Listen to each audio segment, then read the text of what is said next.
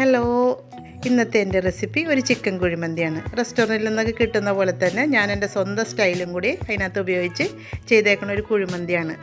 അതെല്ലാവർക്കും വീട്ടിൽ വളരെയേറെ ഇഷ്ടപ്പെട്ടു. അപ്പോൾ അത് നിങ്ങൾക്കും കൂടി ഒന്ന് ഷെയർ ചെയ്യണമെന്ന് തോന്നി. അപ്പോൾ വീഡിയോയിലേക്ക് പോകുന്നതിന് മുമ്പ് എൻ്റെ ചാനൽ ആദ്യമായിട്ടാണ് കാണുന്നതെങ്കിൽ എനിക്കൊന്ന് സബ്സ്ക്രൈബ് ചെയ്തേക്കണം. വീഡിയോ കണ്ട് ഇഷ്ടപ്പെട്ടിട്ടുണ്ടെങ്കിൽ എനിക്ക് ലൈക്കും ഷെയറും ചെയ്തൊന്ന് സപ്പോർട്ട് ചെയ്തേക്കണം കേട്ടോ.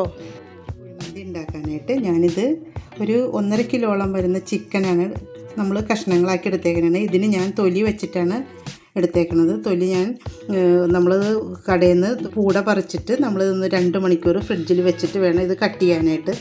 ഇല്ലയെന്നുണ്ടെങ്കിൽ നമുക്കിതിൻ്റെ തൊലിയൊക്കെ നമുക്കിതിൻ്റെ ദശയിൽ നിന്ന് ഇങ്ങനെ വിട്ട് വരും. 6 പീസാക്കി ഞാൻ എടുത്തേക്കണേണ്. ഇതിനെ ഞാൻ തന്നെ നന്നാക്കി മുറിച്ചത്. അതുകൊണ്ട് നമ്മുടെ കടയിലത്തെ കുഴിമന്തി പോലെ അങ്ങനെ പീസായിട്ട് കിട്ടിയില്ല. എന്നാലും ഒരുമാതിരിയൊക്കെ ശരിയായിട്ടുണ്ടെന്ന് തോന്നുന്നു.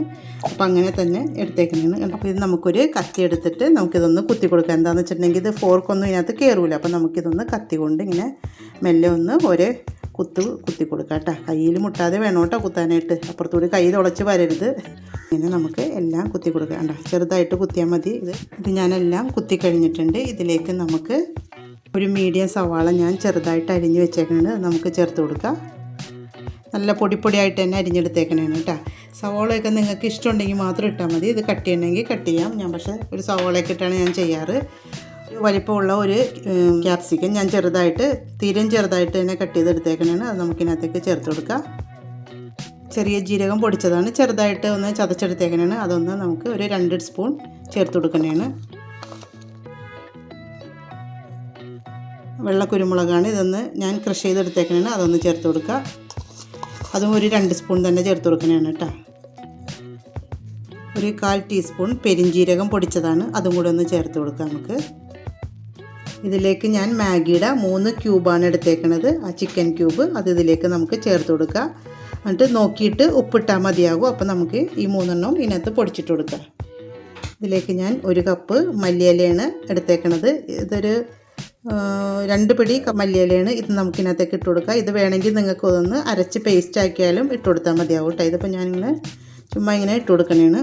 അതേപോലെ തന്നെ കുറച്ച് പുതിന ഇലയും കൂടി എടുത്തിട്ടുണ്ട്, അതും കൂടി ഇതിനകത്തേക്ക് ഒന്ന് ചേർത്ത് കൊടുക്കണേണ്. ഇത് അരിഞ്ഞൊക്കെ വെച്ചപ്പോൾ ഒരിത്തിരി കുറച്ച് നേരമായി വീഡിയോ ചെയ്യാനായിട്ട്. അപ്പോൾ ഒന്ന് നിറം മാറിയിട്ടുണ്ട് കേട്ടോ. ഒന്ന് ചെറുതായിട്ടൊന്ന് വാടി തണുത്ത് പോയിട്ടുണ്ട്. അപ്പോൾ അതുകൊണ്ടാണ്.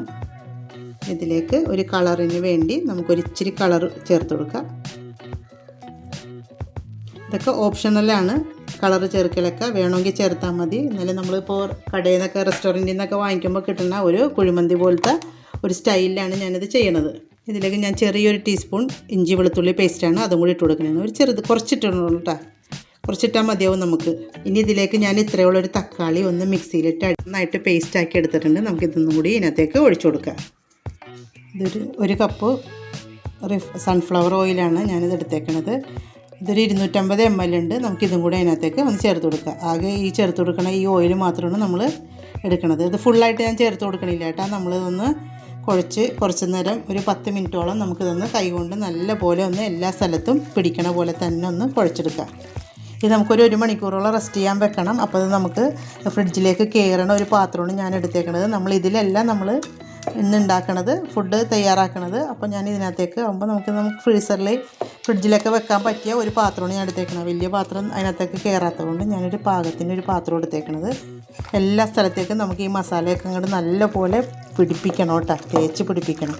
അപ്പോൾ നമുക്ക് അതിൻ്റെ ഉപ്പൊന്ന് നോക്കാം. ഉപ്പ് ഇതിനകത്ത് പാകമാണെങ്കിൽ ആ ഉപ്പ് മതിയാകും. ഇല്ലയെന്നുണ്ടെങ്കിൽ നമുക്കൊരു ക്യൂബും കൂടി ചേർത്ത് കൊടുക്കേണ്ടി വരും. ഇപ്പോൾ ഞാൻ 3 ചേർത്തിട്ടുണ്ട്.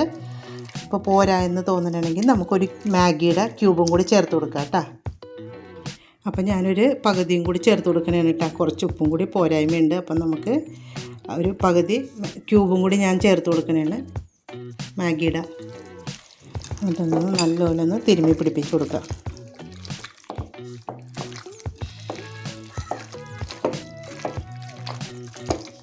കളറൊക്കെ നിങ്ങൾക്ക് വേണമെങ്കിൽ മാത്രം ചേർത്താൽ മതി കേട്ടോ. അതൊക്കെ നിങ്ങൾക്ക് ഓരോരുത്തരുടെ ഇഷ്ടം പോലെയാണ് കേട്ടോ കളർ ചേർക്കലൊക്കെ. ഞാനിപ്പോൾ ഇതൊരു കാണാനും ഒരു ഭംഗി, നമ്മൾ റെസ്റ്റോറൻറ്റ് സ്റ്റൈലിലാണല്ലോ ഈ തയ്യാറാക്കണത്. അപ്പോൾ നമുക്ക് അതിൻ്റേതായ ഒരു ഇതിൽ ഞാൻ ചേർത്ത് കൊടുത്തെന്ന് മാത്രം കേട്ടോ കളറൊക്കെ.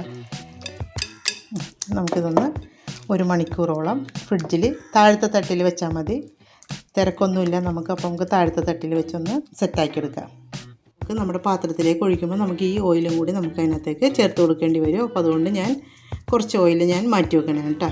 ഇവിടെ ഇപ്പോൾ ഞാൻ ചോറ് വെക്കാൻ എടുത്തേക്കണത് ബസ്മതിയുടെ വൈറ്റാണ് എടുത്തേക്കണത്. 1 കിലോ അരിയുടെ അളവിലാണ് ഞാനിപ്പോൾ ചിക്കനൊക്കെ എടുത്തേക്കണത്. അതേപോലെ തന്നെ 1 കിലോ അരിയാണ് ഈ എടുത്തേക്കണത്. ഇതൊരു 2-3 പ്രാവശ്യം കഴുകിയിട്ട് നമ്മളൊരു മണിക്കൂറോളം കുതിർത്തി വെക്കണം.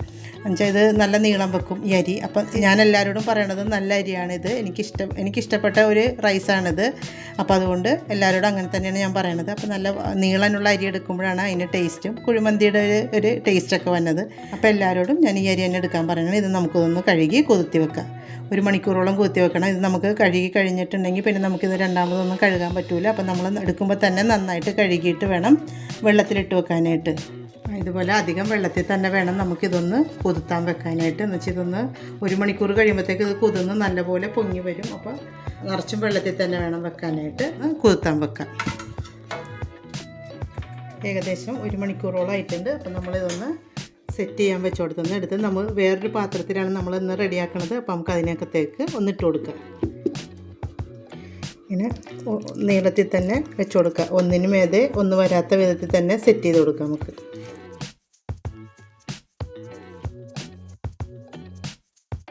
നല്ല തണുപ്പാണ് കേട്ടോ. നമ്മളിപ്പോൾ 1 മണിക്കൂറായിട്ടുണ്ട് നമ്മളിത് വെച്ചിട്ടേ. അതിൻ്റെ മുകളിലേക്ക് ഈ മസാലയൊക്കെ ഇട്ട് കൊടുക്കുക.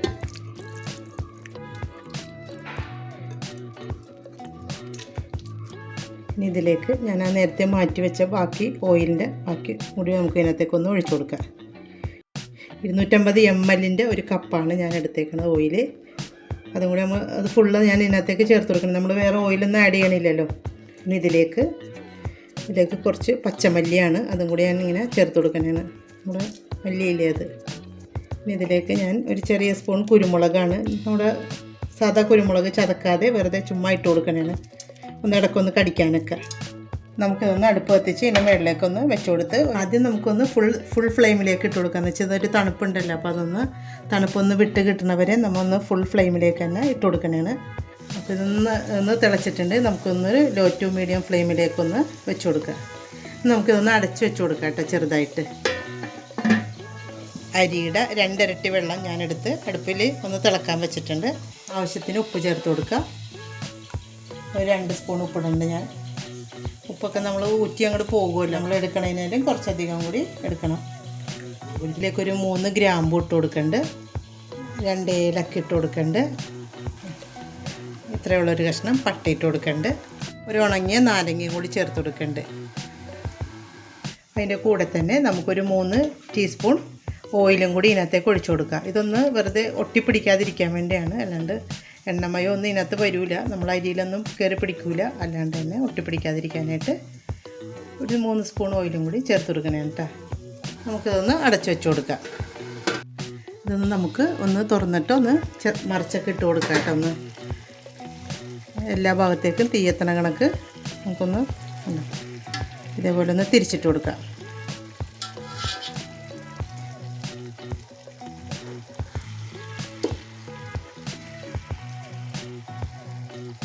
അതേപോലെ 2-3 പ്രാവശ്യം അങ്ങോട്ടും കൂടെ ഒക്കെ ഒന്ന് തിരിച്ചു മറിച്ചൊക്കെ ഇട്ട് കൊടുക്കാം നമുക്ക്.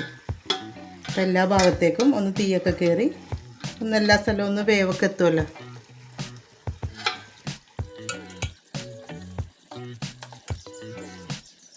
എന്നിട്ടൊന്ന് അടച്ചു വെച്ച് കൊടുക്കുക. വെള്ളം തിളച്ചിട്ടുണ്ട്, നമുക്കിതിലേക്ക് അരി ഇട്ട് കൊടുക്കാം. അരി ഞാൻ ഊറ്റി വെച്ചിട്ടുണ്ടായി, വെള്ളമൊക്കെ പോയിട്ടുണ്ട്. നമുക്ക് ഇതിനകത്തേക്കൊന്ന് ഇട്ട് കൊടുക്കാം.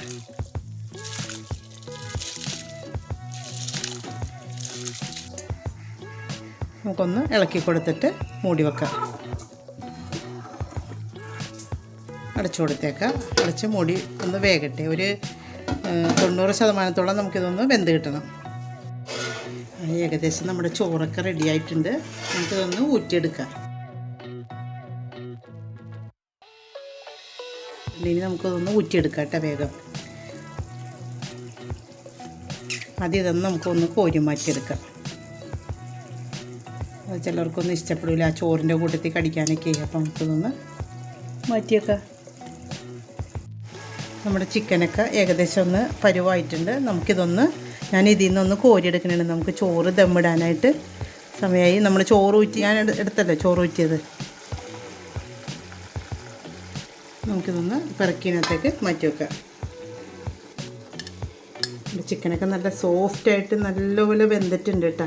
നമ്മൾ ഇതിലൂടെ ഇട്ടാലേ ചിലപ്പോൾ അതൊന്നും അങ്ങോട്ട് അലിഞ്ഞങ്ങോട്ട് പോകും. അപ്പോൾ നമുക്ക് അതിനേലും നല്ലത് നമുക്കിതൊന്ന് മാറ്റി വെച്ചിട്ട് അതിൻ്റെ മുകളിൽ സെറ്റ് ചെയ്യാത്. സ്കിന്നും കൂടി ഉള്ളതുകൊണ്ട് നല്ലപോലെ ഓയിലിയാണ് കേട്ടോ നമ്മുടെ ആ മിക്സ്. നമ്മുടെ ചോറിനകത്തേക്കൊന്ന് സെറ്റ് ചെയ്ത് കൊടുക്കാം നമുക്ക്.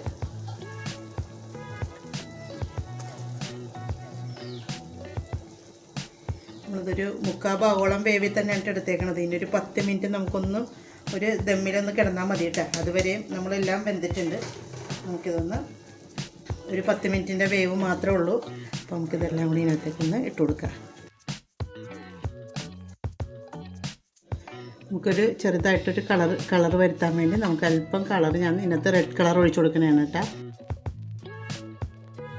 ഇനി അല്പം മഞ്ഞ കളറും കൂടി നമുക്ക് ഇതിനകത്തേക്കൊന്ന് സെറ്റ് ചെയ്യാൻ കൂടാ. അപ്പോൾ ഒരു മഞ്ഞയും ഒരു റെഡും കൂടെ ഒക്കെ നമുക്ക് റെസ്റ്റോറൻറ്റിൽ നിന്ന് കിട്ടും. നമുക്ക് അങ്ങനത്തെ ഒരു മഞ്ഞ കളറൊക്കെ കിട്ടാറില്ലേ, മഞ്ഞ റെഡും മിക്സ് ചെയ്തിട്ടൊക്കെ ഒരു ചെറിയ കളറ്. ഒരുപാട് മഞ്ഞളാക്കണ്ട കേട്ടോ, മഞ്ഞളുടെ ഒരു കുത്തുണ്ടാവും. നമുക്കൊരു 2-3 പച്ചമുളക് ഇങ്ങനെ ഒന്ന് കുത്തി കൊടുക്കുക. അത് നല്ലൊരു ടേസ്റ്റാണ്. അതിൻ്റെ ഒരു ഫ്ലേവർ ഒന്ന് ചെറുതായിട്ട് ഇറങ്ങുകയും ചെയ്യും. നമുക്കത് കടിച്ച് കഴിക്കുകയും ചെയ്യാം കേട്ടോ. നമുക്കത് ഇഷ്ടമുണ്ടെങ്കിൽ നമുക്കതിൻ്റെ കൂടെ കഴിക്കുകയും ചെയ്യാം. ഇതിനകത്തേക്ക് നമ്മുടെ ചിക്കൻ ഒന്ന് അരികത്തേക്കൊക്കെ ഒന്ന് വെച്ച് കൊടുക്കുക.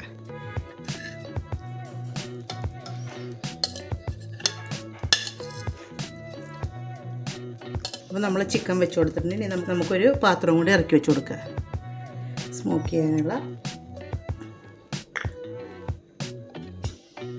കരിയും നമുക്ക് ഇതിനകത്തേക്ക് ഇറക്കി വെച്ച് കൊടുത്ത് അല്പം ഓയിലും കൂടി നമുക്ക് ഇതിനകത്തേക്ക് ഒഴിച്ചു കൊടുക്കുക. ഓയിലും കൂടി ഒഴിച്ചു കൊടുത്തിട്ടുണ്ട്. നമുക്കൊന്ന് അടച്ചു വെച്ച് കൊടുക്കാം. ഞാൻ ഇച്ചിരി ഒലിവ് ഓയിലാണ് ഒഴിച്ചേക്കണത്. ഒലിവ് ഓയിൽ നല്ലൊരു ടേസ്റ്റാണ്. അതിൻ്റെ ഫ്ലേവർ, അതിൻ്റെ മണമൊക്കെ നല്ലൊരു മണമാണ്. അപ്പോൾ നമ്മൾ ഇതേപോലെ ഒരു പാത്രം അടിയിൽ വെച്ചിട്ട് ഇതൊന്ന് ആവി കയറ്റിയെടുക്കാം നമുക്ക്. അതിൻ്റെ ഇടയിൽ കൂടി ചെറിയതായിട്ട് ഒരു ആവി പോകണോണ്ട് ഞാനൊരു വെയിറ്റ് വെച്ച് കൊടുത്തിട്ടുണ്ട്. ഇനി നമുക്കിതൊന്ന് ഒരു 10 മിനിറ്റോളം ഒന്ന് ആവി കയറ്റിയെടുക്കാം. ഏകദേശം ഒരു 10 മിനിറ്റോളം ആയിട്ടുണ്ട്. ഇത് നമുക്കൊന്ന് തുറന്ന് നോക്കാം. ഫ്ലെയിം ഓഫ് ചെയ്യാം നമുക്ക്.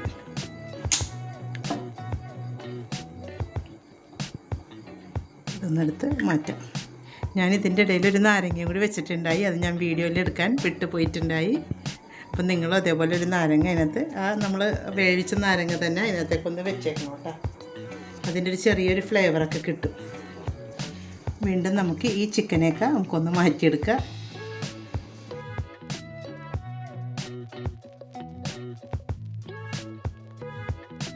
ചോറൊക്കെ നല്ല കറക്റ്റ് വേവൊക്കെ ആയിട്ടുണ്ട് കേട്ടോ. നമുക്കത് കറക്റ്റ് വേവായി കിട്ടിയിട്ടുണ്ട്. ലെമണെടുത്ത് മാറ്റാം. ഇനി നമുക്കിതൊന്ന് മിക്സ് ചെയ്തെടുക്കാം. നമുക്കൊന്ന് അടിമേലെ മറിക്കാം. അതിൻ്റെ മസാലയൊക്കെ അടിയിലല്ലേ കിടക്കുന്നത്.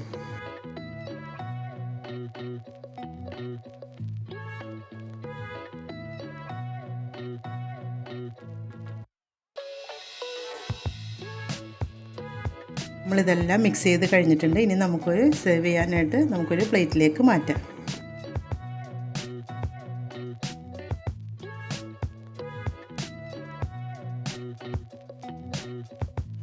അപ്പോൾ നമ്മുടെ കുഴിമന്തി ഇവിടെ റെഡി ആയിട്ടുണ്ട്. എല്ലാവരും വീട്ടിലൊന്ന് ട്രൈ ചെയ്ത് നോക്കണം. ഞാനിതിൻ്റെ കൂടെ കൂട്ടി കഴിക്കാനായിട്ട് ഞാനൊരു ഗാർലിക് സോസ് ഉണ്ടാക്കിയിട്ടുണ്ട്. അതിൻ്റെ റെസിപ്പി ഞാൻ ഹോം മെയ്ഡ് ഷവർമയുടെ കൂടെ ചെയ്തിട്ടുണ്ടായിരുന്നു. അതെല്ലാവരും കയറി ഒന്ന് കണ്ടു നോക്കണം. താഴെ ഞാൻ ലിങ്ക് ഇട്ടേക്കാം കേട്ടോ. എൻ്റെ വീഡിയോ കണ്ട് ഇഷ്ടപ്പെട്ടിട്ടുണ്ടെങ്കിൽ എനിക്കൊന്ന് ലൈക്ക് ചെയ്യണം. എൻ്റെ ചാനൽ ആദ്യമായിട്ടാണ് കാണുന്നതെങ്കിൽ ഒന്ന് സബ്സ്ക്രൈബും കൂടി ഒന്ന് ചെയ്തേക്കണം കേട്ടോ.